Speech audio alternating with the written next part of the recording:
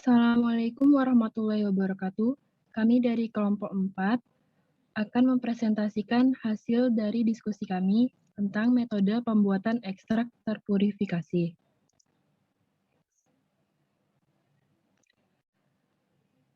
Yaitu kelompok 4 yang beranggotakan saya sendiri, Anggarda Paramita, NIM F1F119055. Saya Des Nabila Putri, NIM F1F119007. Saya Kidatul Iza, NIM F1F119008. Saya Hanum Faradila, NIM F1F1190036. Saya Utari Nurlinda, NIM F1F119074. Baiklah, untuk materi selanjutnya akan disampaikan oleh Utari. Kepada Utari, dipersilahkan. Baiklah, di sini saya akan menjelaskan mengenai purifikasi dan ekstrak terpurifikasi. Jadi ekstrak itu kan dibagi menjadi dua kategori, yaitu ada ekstrak kasar dan ada ekstrak yang murni. Nah, ekstrak kasar ini maksudnya adalah ekstrak yang mengandung semua bahan yang tersari dengan parut yang sesuai dengan menggunakan metode ekstraksi yang dilakukan. Sedangkan ekstraksi murni di sini adalah ekstraksi kasar yang telah dimurnikan dari senyawa-senyawa inertnya seperti lipid, glukosa, karbohidrat, dan lain sebagainya. Nah, dari kedua ekstrak tersebut, yang lebih disukai atau lebih umumnya itu digunakan adalah ekstrak yang murni. Mengapa demikian? Karena ekstrak murni itu mempunyai bahan aktif atau komponen kimiawinya itu yang lebih tinggi dibandingkan ekstrak kasar. Misalnya kandungan suatu ekstrak kasar tanaman X itu 30%. Setelah kita murnikan ekstrak kasar tersebut, itu akan meningkat menjadi 60%. Jadi dapat kita ketahui bahwa untuk mendapatkan produk biofarmaka dengan kandungan senyawa aktif yang lebih tinggi itu dapat dilakukan dengan proses pemurnian lebih lanjut dari ekstrak kasarnya. Nah, proses pemurnian inilah yang kita kenal atau kita sebut sebagai purifikasi. Jadi, purifikasi itu adalah suatu metode untuk mendapatkan komponen bahan alam murni yang bebas dari komponen kimiawi lain yang tidak dibutuhkan. Dengan kemurnian bahannya itu harus 95-100%. Jadi, dapat kita simpulkan bahwa hasil ekstrak terpurifikasi itu adalah ekstrak kasar yang telah dipurifikasi dengan menghilangkan ataupun mengeliminasi senyawa kimia tertentu seperti yang telah disebutkan tadi, kemudian juga zat-zat pengotor yang tidak diinginkan. Dengan tujuan itu untuk meningkatkan konsentrasi senyawa aktifnya dan mengurangi massa ekstrak tersebut. Di mana penggunaan ekstrak terpurifikasi ini dalam bidang farmasi itu sangat penting atau sangat berguna seperti untuk tujuan kepraktisan dalam pembuatan sediaan farmasetis karena sudah diminimalkan massa ekstraknya tadi. Kemudian juga untuk mencegah kemungkinan masalah yang terjadi selama formulasi obat. Karena bisa saja senyawa-senyawa yang tidak diinginkan sebelumnya itu bisa ikut bereaksi sehingga mempengaruhi formulasi obat. Sekian penjelasan dari saya, selanjutnya akan dilanjutkan oleh rekan saya. Baiklah, untuk materi selanjutnya akan dijelaskan oleh Hanum. Kepada Hanum, dipersilahkan. Pengurangan massa atau volume satu ekstrak untuk tujuan praktis pembuatan sediaan secara farmasetis karena beberapa komponen yang terkandung di dalamnya dapat direduksi dengan proses tersebut. Hal ini juga untuk menjaga beberapa kandungan kimia ekstrak yang berefek sinergisme sehingga dapat memaksimalkan proses pengobatan. Dalam beberapa kasus, komponen kimia yang telah diisolasi justru menunjukkan penurunan efek.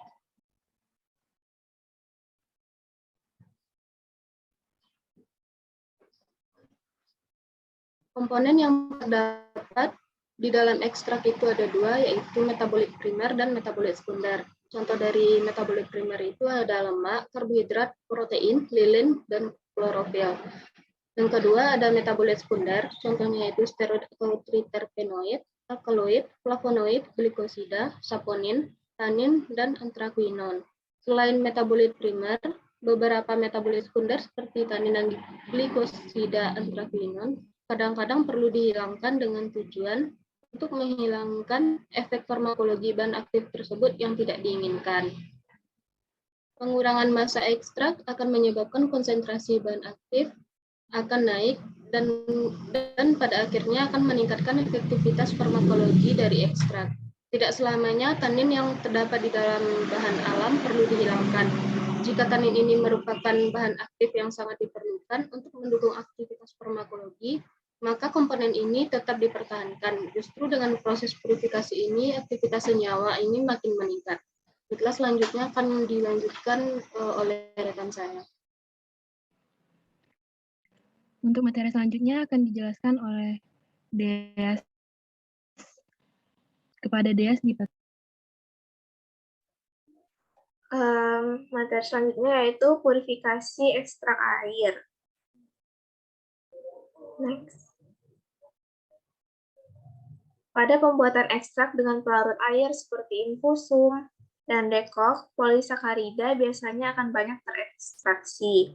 Untuk ekstrak air seperti ini, pemurnian ekstrak dengan tujuan untuk meningkatkan bioaktivitas dapat dilakukan dengan berbagai cara.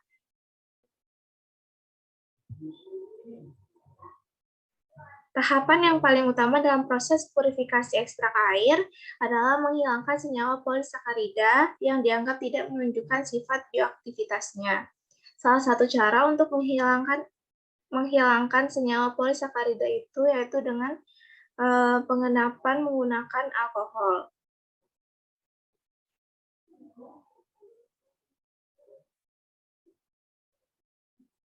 Metode ini sangatlah sederhana, membutuhkan waktu yang singkat dan biaya yang murah. Metode pengendapan alkohol atau alcohol precipitation terdiri dari pemberian alkohol dengan berbagai konsentrasi yang akan menyebabkan partisi dari komponen aktif akan berada pada lapisan supernatant, sedangkan polisakarida dalam massa yang mengendap atau tidak larut di bawah. Metode ini sudah teruji sangat efektif dalam menghilangkan senyawa polisakarida dalam jumlah yang besar yang terdapat di dalam bahan ekstrak. Metode pemisahan polisakarida dari cube fruit ekstrak ini dapat memisahkan makromolekul dan polimer dimulai dari molekul dengan BM1000 Dalton atau lebih kecil seperti asam galat, asam elegat, liwin, dan glikosida lainnya. Baiklah, selanjutnya akan dijelaskan oleh Akidato Iza.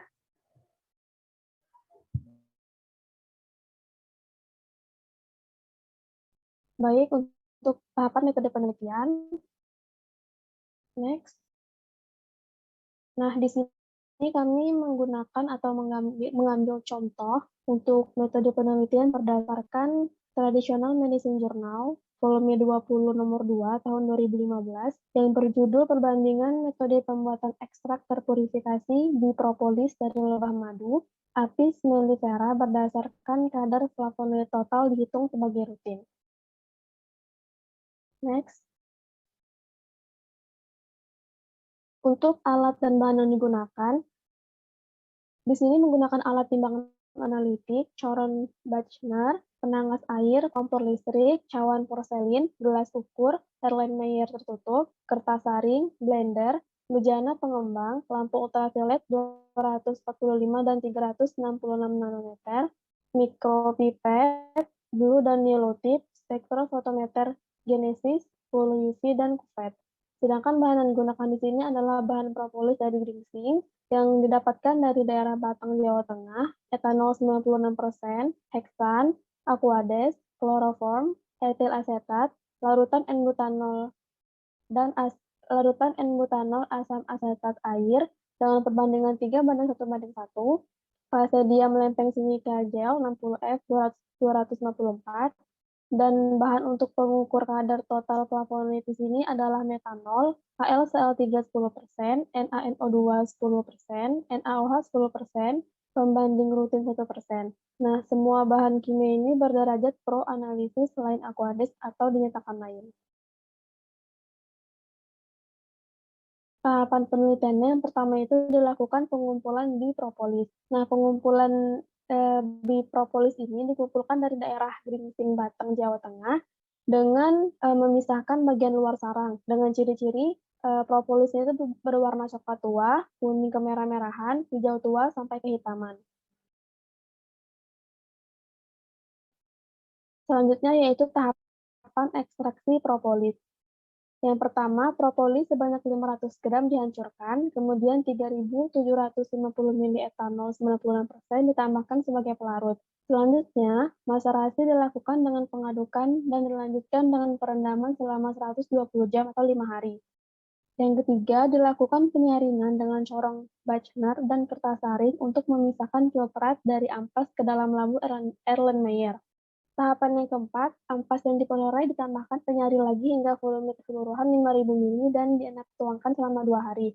Tahapan yang kelima, filtrat diuapkan hingga diperoleh ekstrak kental, kemudian dihitung rendemen yang diperoleh.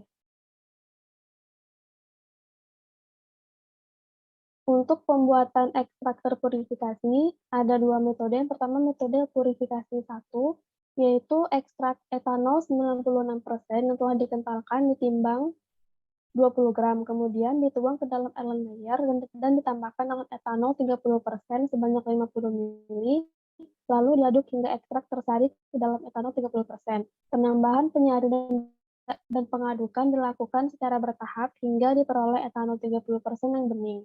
Filtrat yang didapat dimasukkan ke corong pisah dan ditambahkan kloroform sama banyak. Dilakukan penggojokan selama kurang lebih 1 menit dan didiamkan selama 48 jam. Fraksi etanol 30% yang diperoleh kemudian difraksinasi kembali dengan etil asetat sebanyak 4 kali fraksinasi hingga diperoleh fraksi etil asetat yang bening. Nah, penambahan etil asetat ini sebanyak 127,5 ml. Fraksi etil asetat kemudian dipekatkan hingga diperoleh ekstrak kental dan dihitung rendemennya. Untuk metode purifikasi yang kedua, yaitu ekstrak etanol 96% yang kental ditimbang sebanyak 20 gram, kemudian dituangkan ke dalam Erlenmeyer dan ditambah air panas 400 ml dan diaduk. Suspensi dimasukkan dalam corong pisah dan ditambah etil asetat sebanyak 400 ml dengan perbandingan 1:1. Kemudian dilakukan penggojokan kembali kurang lebih 1 menit, kemudian didiamkan. Nah, penambahan etil asetat dilakukan sebanyak 2 kali hingga fraksinasi yang diperoleh itu bening. Kemudian dipekatkan sehingga diperoleh ekstrak kental dan dihitung rendemennya.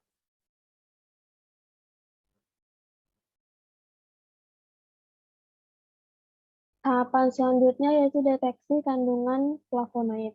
Nah, dalam penelitian ini, analisis kimia menggunakan kromatografi lapis tipis dengan fase diam silika gel 60F254 dan fase gerak larutan N-butanol asetat air dengan perbandingan 3:1:1.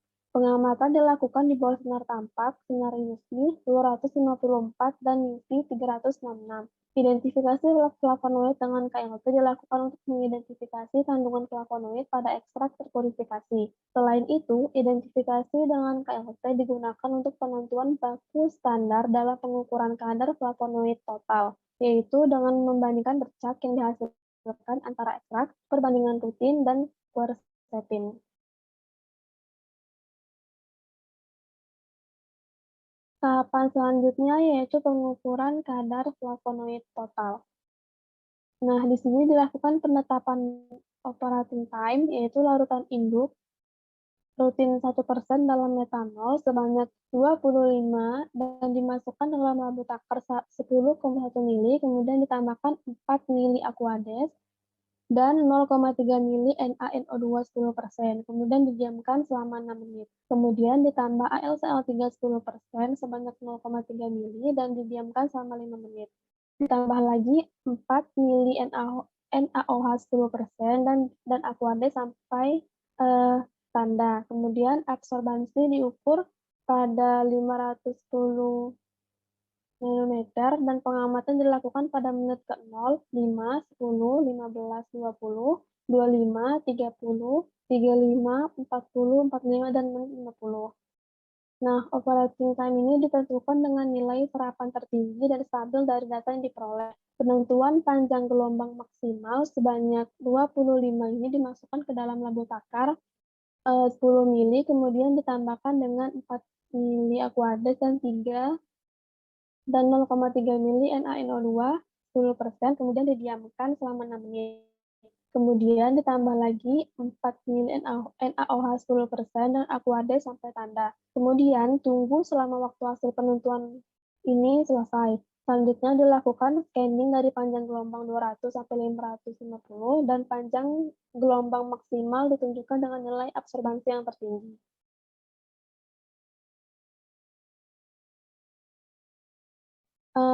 Pada pembuatan kurva baku ini, rutin 1% dalam metanol diambil dengan konsentrasi 25, 40, 50, 60, dan 75, dimasukkan ke dalam labu takar 10 mili, kemudian ditambahkan 4 mili Aquades dan 0,3 mili NaNO2 10%, didiamkan selama 6 menit, kemudian ditambahkan lagi AlCl3 10%, 0,3 mili dan didiamkan selama 5 menit. Ditambah lagi 4 mili NaOH 1% dan Aquades sampai tanda. Ditunggu selama waktu operating time itu dan dibaca nilai absorbansinya terhadap blanko pada panjang gelombang maksimal hasil pengukuran. Untuk pengukuran kadar total flavonoidnya itu dilakukan dengan mengambil sejumlah volume ekstrak terpurifikasi yang memberikan absorbansi pada kisaran absorbansi dari kurva baku 400 ml untuk ekstrak terpurifikasi propolis 1% dan 900 ml untuk ekstrak propolis belum terpurifikasi 2%. Pengukuran dilanjutkan sebagaimana dilakukan pada pembuatan kurva baku. Kandungan flavonoid total dinyatakan sebagai gram ekivalen tiap 100 gram berat bening ekstrak.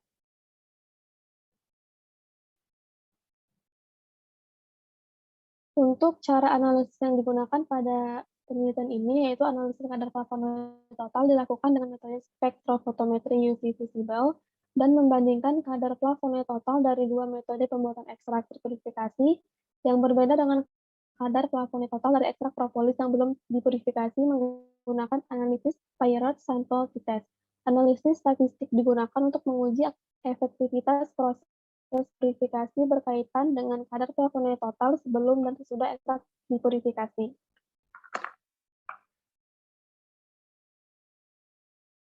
Baiklah, selanjutnya akan disampaikan oleh rekan saya, Garda Paramita. Baiklah, saya akan menjelaskan mengenai hasil. Dapat dilihat pada gambar 1, yaitu hasil dari kromatografi lapis tipis. Hasil menunjukkan adanya bercak berwarna kuning pada RF 0,56 dan 0,69, sedangkan RF standar rutin 1% adalah 0,56 dan quercetin 0,81. Pada pengukuran selanjutnya digunakan rutin sebagai pembanding karena adanya kesamaan bercak.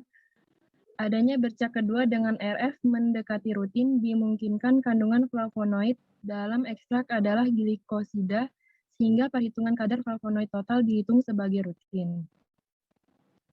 Pada metode 2 dihasilkan ekstrak terpurifikasi dengan kandungan flavonoid yang relatif bersifat polar dibanding dengan metode 1.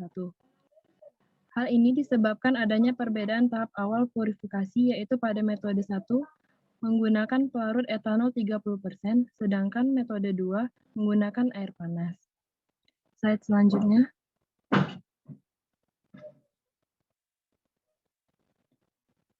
Berdasarkan hasil kromatografi lapis tipis, dengan metode purifikasi yang berbeda pada ekstrak propolis akan menghasilkan kandungan flavonoid yang berbeda pula. Dilihat dari nilai RF, jumlah bercak, dan fluoresensinya. Metode 1, yaitu pada gambar 2, tabel 1 memiliki 3 bercak dengan RF 0,56, 0,65, dan 0,78. Sedangkan metode 2 pada gambar 2 dan tabel 1 memperlihatkan 2 bercak dengan RF 0,56 dan 0,62. Nilai RF 0,56 memiliki nilai yang sama dengan standar rutin, sehingga dapat dimungkinkan bahwa senyawa tersebut adalah rutin, atau senyawa flavonoid yang memiliki sifat dan karakteristik seperti rutin. Terjadinya fluoresensi ungu gelap pada RF 0,56, 0,62, dan 0,65 memungkinkan flavonoid yang terkandung adalah 5-OH flavon atau flavonol dengan 3O yang tersubstitusi. Pada bercak dengan RF 0,78, dimungkinkan merupakan senyawa flavonoid dalam bentuk glikosida lain dengan kepolaran lebih rendah dibandingkan senyawa flavonoid pertama. Slide selanjutnya. Baiklah, pada tabel 3 yaitu hasil penetapan kadar ekstrak terpurifikasi metode 1 dan 2. Rata-rata kadar flavonoid total dari ekstrak terpurifikasi metode 1 adalah 9,97 kurang lebih 1,56% bobot per bobot, dihitung sebagai rutin. Ekstrak yang dipurifikasi dengan metode 2 menunjukkan data yang tidak jauh berbeda dengan hasil flavonoid total dengan menggunakan metode 1 yaitu 11,78 kurang lebih 1,29% bobot per bobot dihitung sebagai rutin. Data hasil absorbansi dengan standar baku rutin 1% untuk ekstrak terpurifikasi dengan metode 1 dan 2 disajikan pada tabel 1. Pengukuran flavonoid total dilakukan dengan menggunakan spektrofotometer UV-Vis dan untuk hasil kadar flavonoid total dari kedua metode tersebut tidak berbeda jauh, namun keunggulan metode 2 dapat terbebas dari kloroform. Baiklah, sekian presentasi dari kelompok 4. Apabila terdapat kesalahan kata atau kekurangan, kami memohon maaf. Wassalamualaikum warahmatullahi wabarakatuh. Waalaikumsalam warahmatullahi wabarakatuh.